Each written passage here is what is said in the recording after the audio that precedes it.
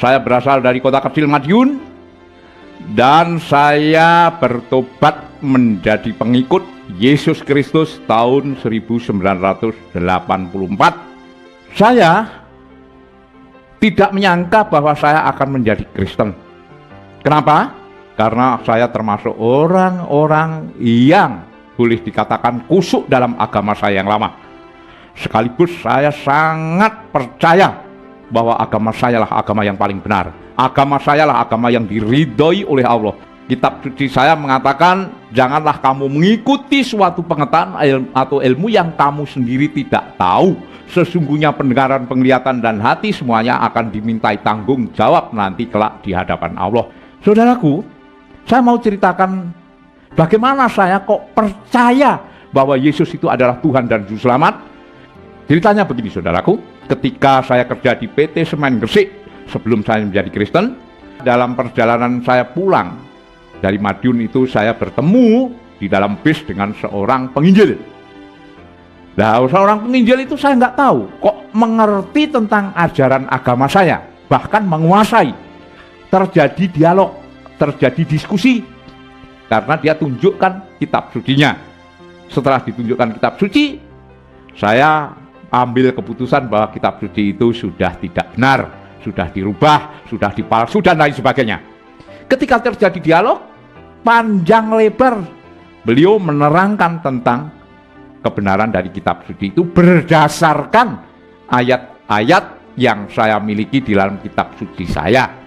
Dalam dialog itu sendiri, dia tahu jalan pikiran saya. Sampai saya berpikir, orang ini agamanya apa? Kok tahu dengan agama saya?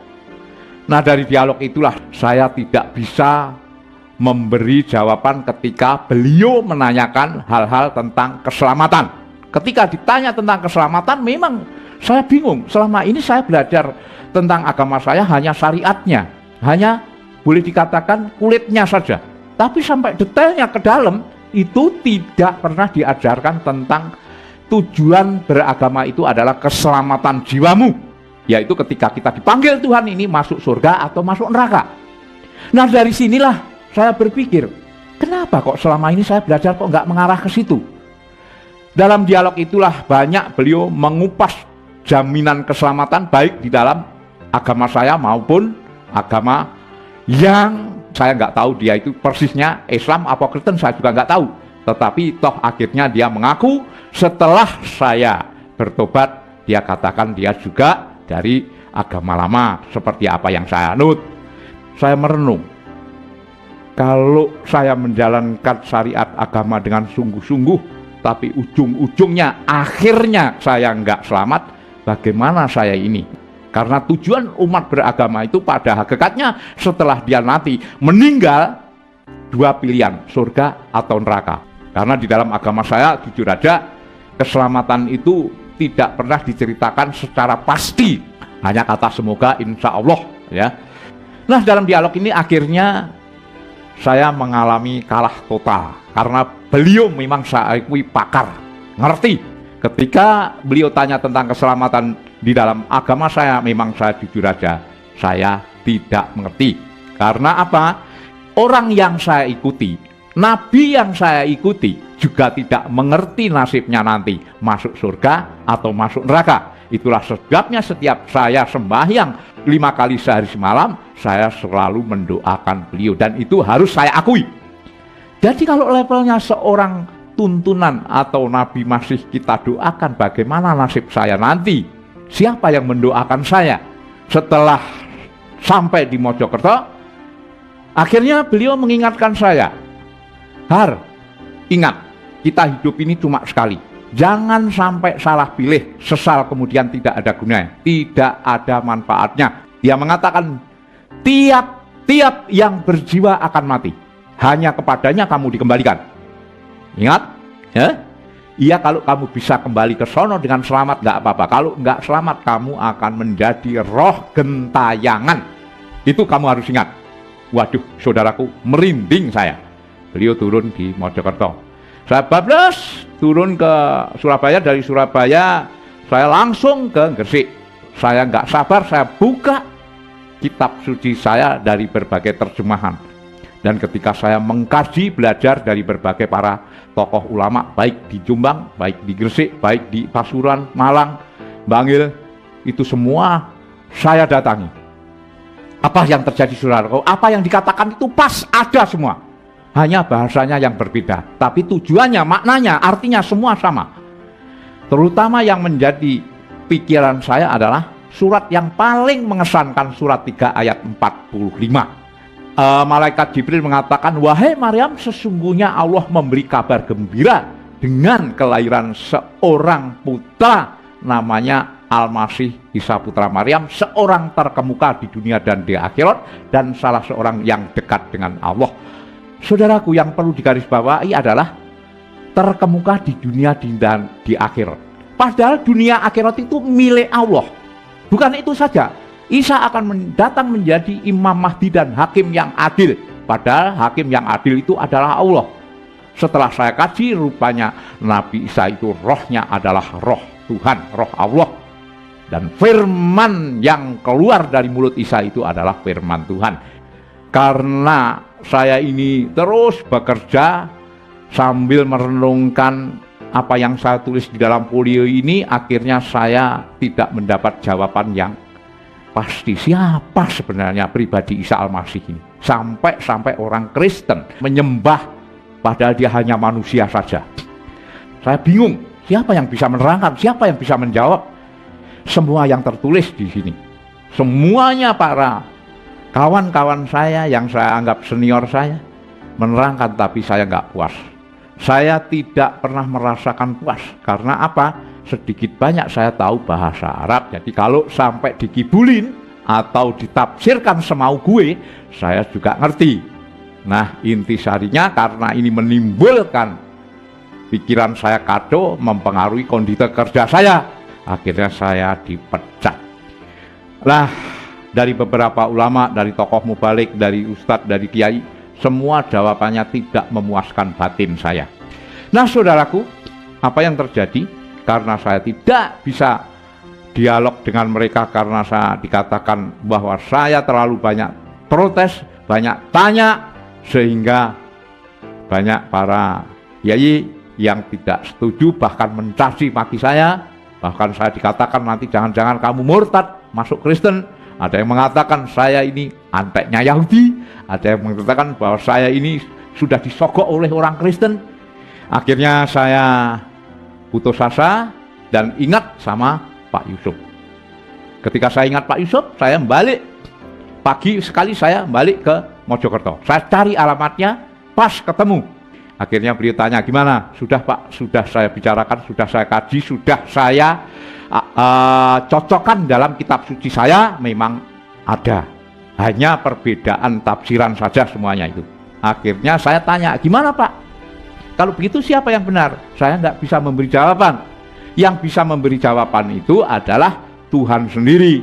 Jadi caranya kamu harus sembahyang tahajud, sembahyang tengah malam dengan doa istiqoroh, minta petunjuk. Karena dengan doa istiqoroh itulah Tuhan akan memilihkan kamu mana yang paling benar, mana yang tepat. Oh begitu Pak? Iya, kalau nanti saya memberi jawaban, ya belum tentu jawaban saya nanti cocok dengan batinmu. Tapi kalau Tuhan yang memilihkan kamu, pasti itu yang terbaik dan yang benar. Apakah cuma sembahyang gitu aja Pak? Ya kalau bisa harus disertai dengan doa puasa. Saya bingung, puasa apa? Kira-kira puasa apa Pak? Apa puasa agama saya, apa agama Kristen? Ya beliau diam sejenak. Dia ngomong, ya puasa yang bagus ya puasa Kristen aja lah. Kenapa puasa agama saya? Ya kurang cocok saya, kurang serk. Karena puasa itu nggak boleh dipamerin, nggak boleh orang lain tahu. Yang tahu adalah dirimu sendiri dan Tuhan aja. Oke, besok mulai. Saudaraku, apa yang terjadi besok mulai. Puasanya di mana Pak? Puasanya di kurang lebih 300 meter dari sinilah. Sore saya cuma dikasih masuk ke rumah kosong. Rumahnya itu memang bersih. Cuma rumahnya itu saudaraku nggak ada listriknya. Ya tapi saya nggak berpikir macam-macam. Setelah saya masuk sore mau maghrib itu masuk, wah saya terasa bahwa bulu kuduk saya ini meremang, berdiri tegak. Waduh, jangan-jangan rumah ini nggak beres.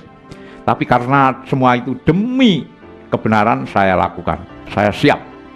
Nah akhirnya saudaraku, saya dikasih sarana prasarana, yaitu senter satu, terus lampu minyak, terus makan nasi satu piring sama satu gelas air dan beberapa ember di luar, soalnya untuk kalau saya sholat malam atau sembahyang.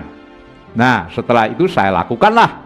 Akhirnya saya diajak berdoa sesuai dengan agama masing-masing. Beliau pakai doa agama Kristen, saya ditinggal. Saudaraku, saya merasakan betapa saya selama di rumah kosong itu, mulai dari jam 9, 10, 11 sampai pagi itu godaan itu ada aja. Akhirnya sampai pagi kita nggak ada apa-apa. Hari yang kedua, wah lebih dahsyat ini. Saya mendengar perempuan dikejar-kejar mau diperkosa. Wah banyak sekali.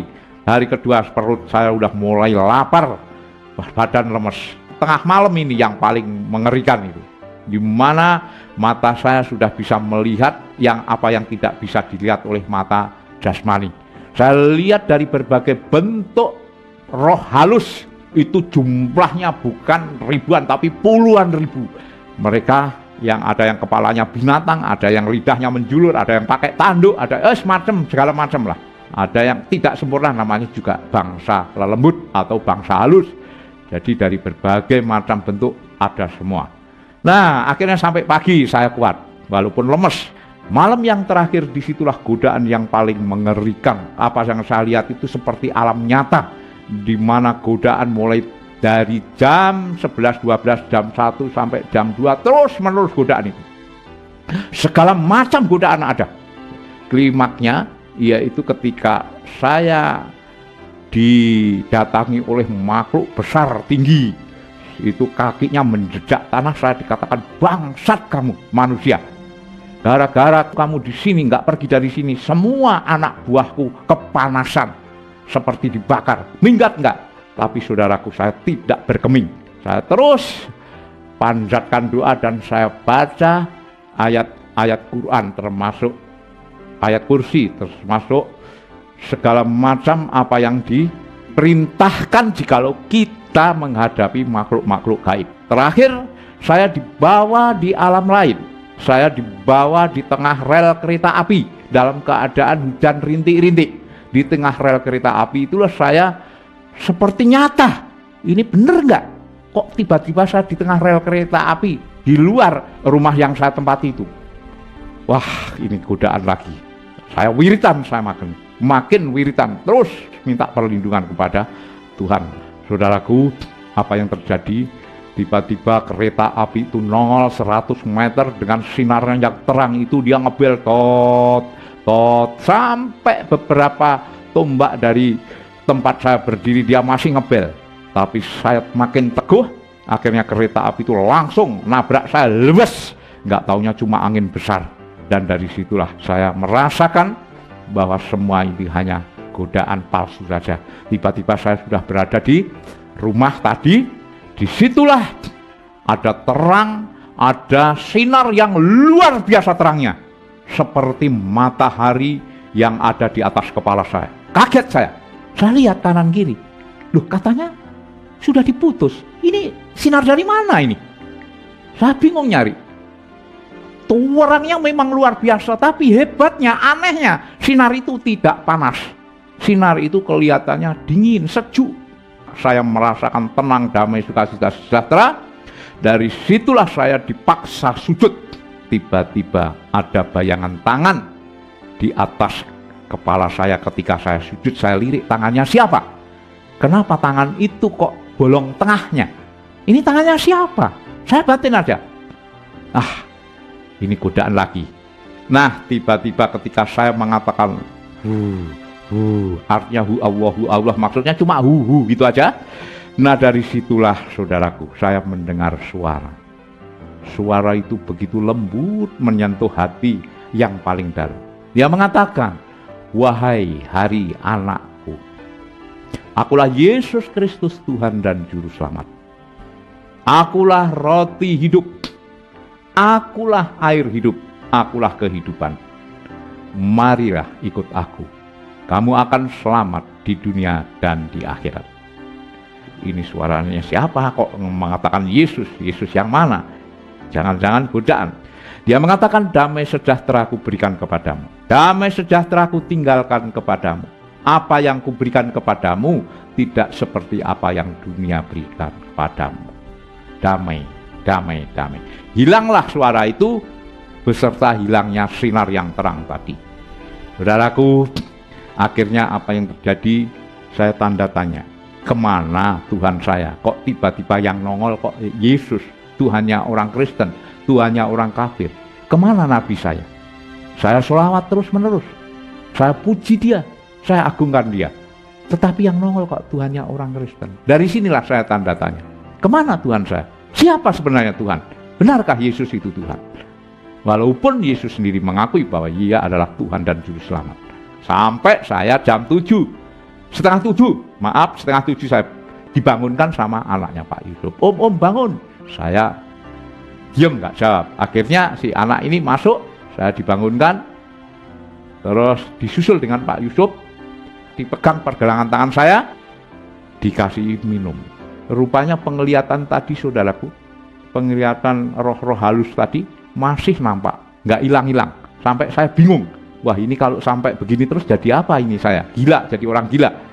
Nah, kalau saya ceritakan masih banyak ya cerita itu tadi, tapi biarlah ini semua menjadi saksi bahwa Yesus Kristus itu memang Tuhan dan Juru Selamat. Karena apa? Saya mencari Tuhan saya, tetapi yang muncul adalah Yesus Kristus Tuhan dan Juru Selamat.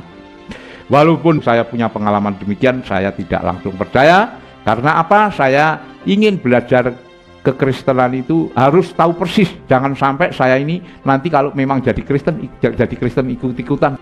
Pak Usop melihat saya, kamu gimana sih? Kan sudah dijawab, kok kenapa kok kamu masih nggak percaya bahwa Yesus itu Tuhan? Ya memang saya sudah diketemukan dengan tokoh-tokoh Kristen yang saya anggap pinter lah. Tapi karena latar belakang saya yang berbeda, saya sulit memahami itu. Nah dari sinilah akhirnya saya dianjurkan, ya udah kalau begitu kamu puasa sekali lagi dah. Akhirnya saya niat puasa lagi 1 hari 1 malam. Tapi belum sampai 1 hari semalam, 9.30 lah ya, saya udah dijawab, pergi tinggalkan kota Surabaya menuju ke barat, ke Jakarta maksudnya. Nah dari situ saya sampaikan sama Pak Usop, ya udah berarti kamu harus pergi ke barat, ke Jakarta, ikuti apa yang menjadi petunjuk. Saya pergi ke Jakarta. Setelah Jakarta, saya naik bis dari Surabaya, saya ketemu kawan saya namanya Andreas ya. Padahal namanya Kemis, tapi setelah Kristen namanya Andreas ya. Saya juga kaget gitu kan. Namamu kok Andreas? Padahal dulu kan Kemis. Ya, saya sudah masuk Kristen. Kapan kamu masuk Kristen? 3 bulan yang lalu. Lah sekarang kamu mau ke mana? Saya mau ke guru saya. Gurumu siapa? Namanya Pak Hamran Hamri. Wah, namanya kok Islam. Wah, kamu Kristen kok gurumu Islam? Enggak, dia dari Islam gitu kan. Nah, terus dia cerita, ya udah aku pengen ketemu sama gurumu. Saya ingin berguru, saya ingin menimba ilmu. Apa sih Kristen itu? Bagaimana? Oh ya boleh. Nah dari sinilah seperti dituntun saja, saya langsung ke temannya Bapak Amran Amri. Karena sudah sore, saya diminta besok aja kembali. Saya dialoglah, besok paginya saya datang kembali 1 hari saudaraku. Dari jam 7 sampai setengah 7 malam, saya puas, saya merasakan betapa luar biasanya, betapa agungnya, betapa mulianya ajaran Kristen itu. Saya tanya, Pak, kalau boleh apa saya bisa menjadi muridnya Bapak? Nggak usah, kamu sudah punya dasar Islam, ambil aja buku saya. Saya ambil bukunya, saya nggak punya duit. Nggak, kalau nggak punya duit nggak apa-apa, ambil aja, pelajari. Apa-apa yang kamu tidak jelas, apa-apa yang kamu tidak paham, nanti tanyakan saya akan tuntun kamu sampai mengerti. Oke Pak, terima kasih. Nah dari situlah saya kembali lagi, setiap ada kesulitan saya tanya, akhirnya ketiga kalinya saya ditantang. Udah, kamu siap mau dibaptis? Dibaptis itu diapakan tanda pertobatan. Nah dari situ saya siap mau dibaptis. Saya ditawari sekolah di Akademi Teologi Maranatha, waktu itu di Cibogo, Bogor. Nah dari situlah saudaraku, saya sekolah teologi, kira-kira menempuh waktu 4 tahun lah ya, 4 tahun karena saya banyak di lapangan. Saya ditugaskan di Lampung dan puji Tuhan banyak yang bertobat karena memang saya senang. Nah, sampai sekarang ini saudaraku, saya tetap melayani pekerjaan Tuhan karena saya merasa diselamatkan, karena merasa bahwa kebaikan Tuhan itu tidak bisa ditukar oleh apapun, harta, kekayaan, derajat, pangkat, semuanya tidak ada nilainya dibandingkan dengan kemuliaan janji Tuhan di surga yang kekal bakal nanti. Demikianlah kesaksian saya, mudah-mudahan memberi kekuatan bagi orang-orang yang hidup di dalam Tuhan.